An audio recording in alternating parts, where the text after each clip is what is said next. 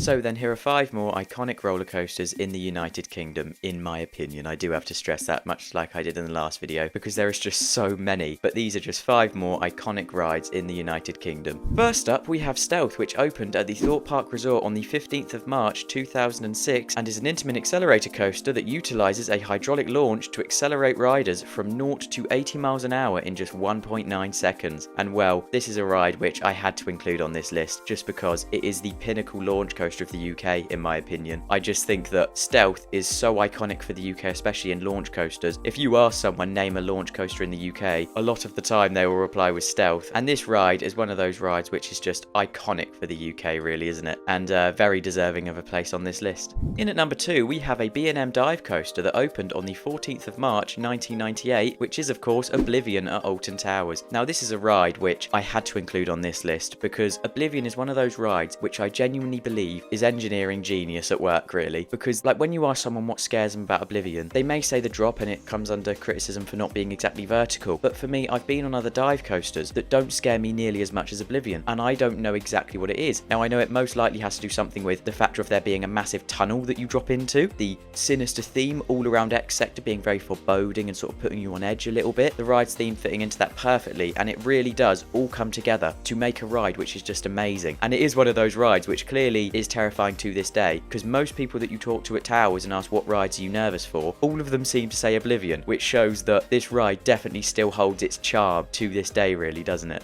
In at number 3, we have a ride which has been operating in the UK since the 16th of March 1994, and it is also the UK's only stand-up roller coaster, and I am of course referring to Shockwave at Drayton Manor. Now this ride speaks for itself, really. Having a stand-up roller coaster in the UK is incredibly lucky as it is. It's a very I wouldn't say rare ride model, but it's not the most placed in the world, really, is it? And we are so lucky to have one in the UK, and we are very lucky as Shockwave also features a 0G roll, which is just incredible, really, isn't it?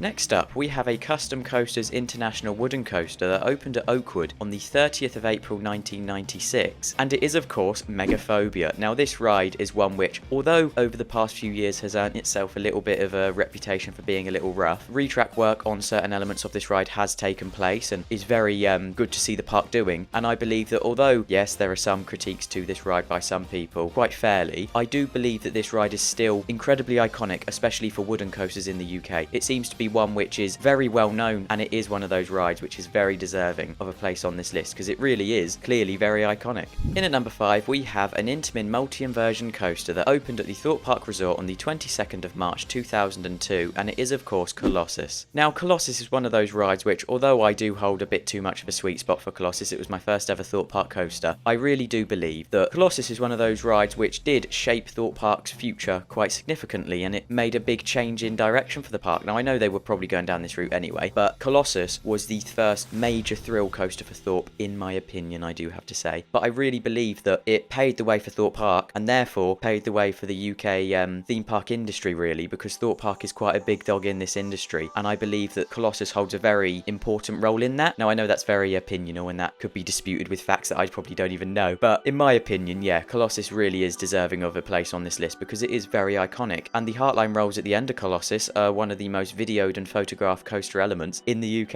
really, aren't they? So yeah, I had to give Colossus a place on this list, mainly for sentimental value, really, I'll be honest. So then, thank you for watching. They were just 5 more iconic coasters that I could think of. There are way more that I haven't mentioned. Please do put coasters that you think are deserving of a place on this list in the comments. I'll be sure to add them in future installments to this series. Thank you for watching. If you enjoyed this video, please feel free to like and subscribe. It really does make the world of difference. I'll see you in the next one.